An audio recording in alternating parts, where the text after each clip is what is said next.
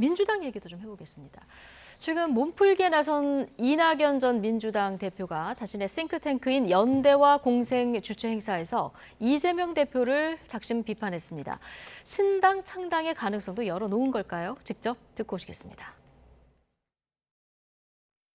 지금은 리더십과 강성 지지자들의 영향으로 그 면역 체계가 무너졌습니다. 민주당은 도덕적 감수성이 무디어지고 국민의 마음에 둔해졌습니다. 여러 갈래의 모색이 있지요. 국가를 위해서 제가 할 일이 무엇인가 하는 것은 항상 골똘하게 생각하고 있습니다. 네, 지금은 리더십과 강성 지지자들의 영향으로 면역 체계가 무너졌다. 그리고 제가 할 일은 무엇인가 골똘히 생각하고 있다. 자, 제가 할 일은 뭘까요? 이낙연 전 대표님 하실 일들 많이 있죠. 그러니까 당이라는 것들이 다양한 목소리와 다양한 생각들로 이루어진 게 정당입니다. 하나의 사상과 하나의 목소리만 된다면 그거는 민주주의 정당이 아니겠죠.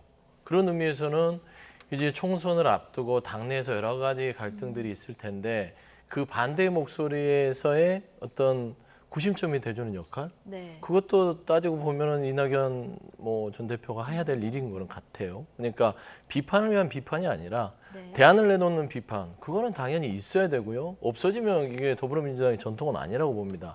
다만 이게 지금 현재 총선을 치러야 되는 이재명 지도부를 흔들기 위한 발언이라면 이거는 좀 다른 문제겠죠. 그래서 저는 애당심은 누구 못지않게 높은 분위로 알고 있고요. 신당 창당의 부분은 제가 나름대로 취재해본 결과는요. 그런 건 없습니다.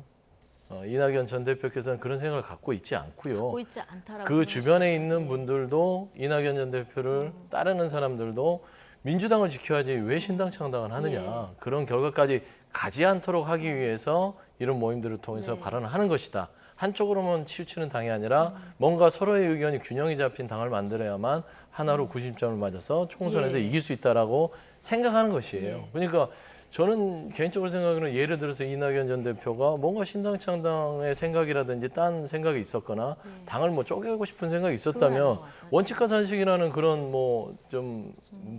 그 그룹에 네. 들어가서 더 많은 세력을 붙여서 뭔가 대항적인 세력을 가져가겠죠. 근데 제가 봐서는 일단 이제 총선을 앞두고 본인이 그래도 리더를 했었기 때문에 본인을 다른 사람 위해서 총선 등파를 하는 것은 당연한 것이고 네. 다만 지도부를 비판할 비판이 아니라 대안을 제시하면서 좀 균형 잡힌 어떤 본인만의 스타일의 메시지를 계속해서 내주셨으면 좋겠다. 당을 위해서 이제 균형 잡힌 메시지를 계속 내놓을 거다. 신당은 창당하지 않을 것이다. 이렇게 내다보셨는데 그렇습니다. 그러려면 전제가 공천에서도 이제 균형이 잡혀야 되는 이런 상황인데요. 지금 민주당에서는 대의원제를 손볼 이런 움직임이 있고요. 네. 만약에 비명계가 공천에서 대거 탈락할 경우에 그럴 경우에는 신당 창당 생각해 볼 수 있지 않겠습니까? 근데 보시면 이게 그렇게 분석하시는 분들이 있는데 대의원제를 바꾼 거는 60대 1에서 20대 1로 바꿨잖아요. 그 비율을. 근데 이거는 총선하고 무관한 것입니다. 총선에서의 경선은 당원 50%, 국민 여론 50%인데 당원이든 대의원이든 1대1입니다. 늘 그래 왔어요. 그러니까 대의원의 배수하고는 전혀 상관이 없어요. 이거는 당내 경선에서 필요한 것이죠. 타이밍상만 왜 지금이냐? 네. 이건 당내 경선에서 필요한 대의원의 비율인데 이건 뭐냐면 지금 많은 강성당원이나 권리당원들이 우리도 대의원하고 좀 이렇게 수를 1대1로 해달라는 요구가 있으니 1대1로 해주는 거죠, 그래서. 그렇죠. 해주는 건 현실성이 없기 때문에 절충안으로 20대 1로 하자라는 것이기 때문에 그 부분과 비명계의 공천에 대한 어떤 불이익 전혀 상관이 없고요. 민주당은 시스템 공천 2016년도부터 돌아가기 때문에 그 시스템이 잘못 돌아가는가를 아마 이낙연 전 대표는 지적하지 않을까. 저는 그런 말씀드립니다. 이재명 대표 앞으로 정치 민주당에서 어떤 활로를 모색할 거라고 보십니까? 이제 이낙연 대표가 면역 체계가 무너졌다라는 표현을 쓰셨는데 그 면역에 반대되는 포지션에 있는 것이 바로 바이러스잖아요. 저는 그 개딸들에 대한 비판을 하시면서 면역 체계가 무너졌다는 얘기를 듣는 순간 이낙연 대표는 이 개딸의 팬덤 문화를 바이러스로 생각하는구나라는 생각이 좀 들었습니다.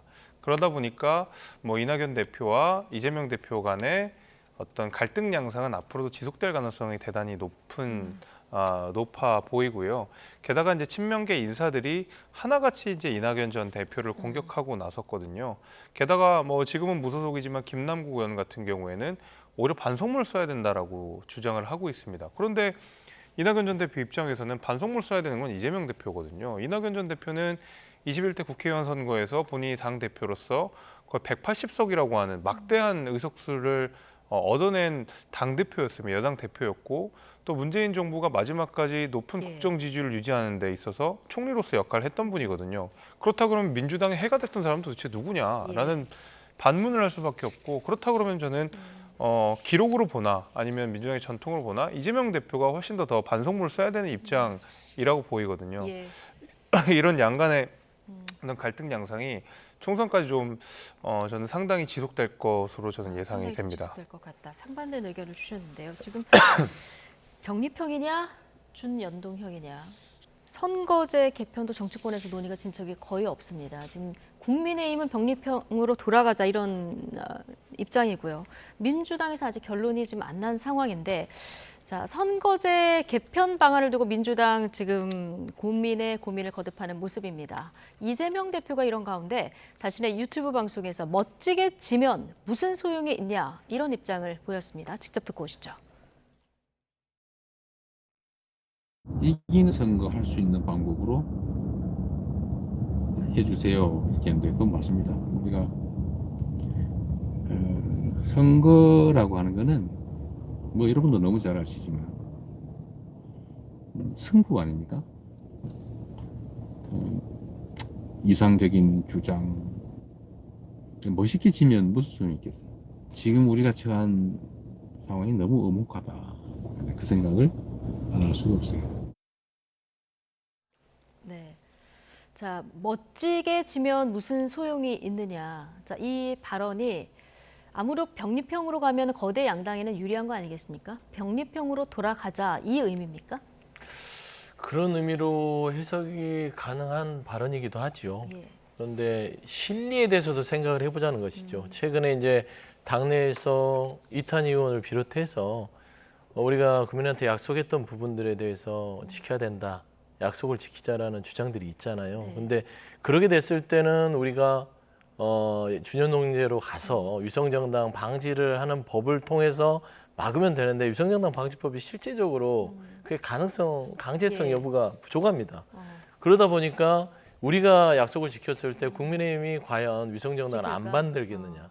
그랬을 때 우리도 또 만들게 되면 또 똑같은 현상이 발생하게 되고 그랬을 때는 그런 약속을 지키지 못하는 것보다 못하다라는 측면에서는 차라리 뭔가 실리를 쫓아서 그렇게 하는 게 더 낫지 않겠냐라는 제안을 하신 것 같아요. 네. 그러니까 이탄희 의원이라든지 여러 뭐 70몇 명의 의원들께서 이제 얘기를 했을 때 그래도 예전에 우리가 공약으로 내걸었던 것을 이렇게 그냥 국민들한테 했던 약속을 어겨서야 되겠냐라는 네.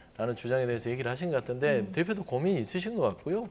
병립형에 무게가 있다라고 오해할 만한 발언은 맞습니다. 하지만 다만 아, 그럼 병립형으로 회귀하자 이런 꼭 그 얘기는 아닙니까? 그 얘기는 아니고 네. 이제 실리를 생각해 보자. 왜냐하면 아니면 그럼 실리를 생각할 때 지금 네. 위성 정당을 허용하는 그런 지금의 그 준연동형 이 제도를 그냥 가자 이 의미도 그럼 포함되는 겁니까? 저도 그런 의미도 있다고 봅니다. 그런 의미도 있습니까? 왜 그러냐면 이제 조금 더 사족을 붙이면 예. 현재 윤석열 정부를 검찰 독재 정부라고 규정을 민주당은 하고 있고요. 만에 하나 총선에서 이 의석수를 내줘 버렸을 때는 정말 걷잡을 수 없습니다. 네. 마지노선이 민주당의 의석을 가지고 이렇게 힘들게 끌고 오고 있는데 이거를 어떻게 해야 되냐. 이 나라를 위해서라도 좀 약속에 대해서 고민을 하는 포인트가 있다. 실리는 그거죠. 명분보다 실리를 택한 챙기자는 발언이다. 것인데 예. 저는 한 가지 저 개인적인 생각은 그렇습니다. 노무현의 길을 한번 생각해 보자. 네. 예, 저는 그걸 말씀드립니다. 지금 그런데 민주당 당내에서 김종민 의원 같은 경우에는 이게 이제 민주당이 약속을 계속했던 거기 때문에 약속이고 원칙이고 모르겠다. 수단 방법 가리지 않고 이기겠다고 덤비면 민주당은 영원히 못 이긴다 이 얘기를 했고요. 그러나 또 친명계인 진성준 의원은 민주당 의석을 헐어서 소수 정당이 국회에 진출하게 하자는 주장은 자기 모순이다. 또 이런 주장이 나와서 좀 이게 자칫 계파 갈등으로 또 번지는 거 아니냐 이런 우려도 나오거든요. 이 계파 갈등으로 번지는 것 같은데 이거를 이재명 대표가 바로 잡아야죠. 왜냐하면 정치개혁, 특히 이제 선거제도 개혁은 이재명 대표가 대통령 선거 때 본인의 공약으로 내세웠던 겁니다. 근데 이제 와서 갑자기 승부를 운운하면서 승부는 승부니까 이겨야죠라고 하는 거는 본인이 바로 불과 1년 전에 뱉었던 대통령 선거의 공약을 정면으로 뒤집는 내용이기 때문에 당연히 김종민 의원이 물론 비명계로 불리긴 하지만 전혀 틀린 말을 한 것이 아니거든요. 오히려 진성준 의원이 이재명 대표의 의견과는 반대되는 이야기를 하고 있다라는 생각이 드는 거거든요. 그러니까 이해 득실에 따라서 이 정치개혁이라는 것이 여기 붙었다 저기 붙었다 하는 것처럼 들립니다. 차라리 솔직하게 병립화 하자 그러면 국민의힘도 지금 그 권역별 병립형 비례대표제를 하자고 주장하고 있는 상황이기 때문에 김진표 의정도 예. 그 안을 내세웠고요. 그럼 거기에 대해서 토론을 하면 될 것이지 이재명 대표가 이렇게 대답하지 않고 굉장히 비겁한 태도로 묵인하고 있는 것은 저는 이재명 대표가 병립형으로 회귀하고자 하는 마음이 굉장히 그 안에 예. 있다라고 느껴집니다. 알겠습니다. 민주당 오늘 의원총회를 열기로 했는데 하루 연기됐습니다. 네. 내일 의총에서 어떻게 의견이 좀 모아질지 지켜보도록 하겠습니다. 김재석 국민의힘 도봉갑 당협위원장, 서용주 더불어민주당 상근 부대변인 오늘 두 분과 함께했습니다. 고맙습니다. 감사합니다. 감사합니다.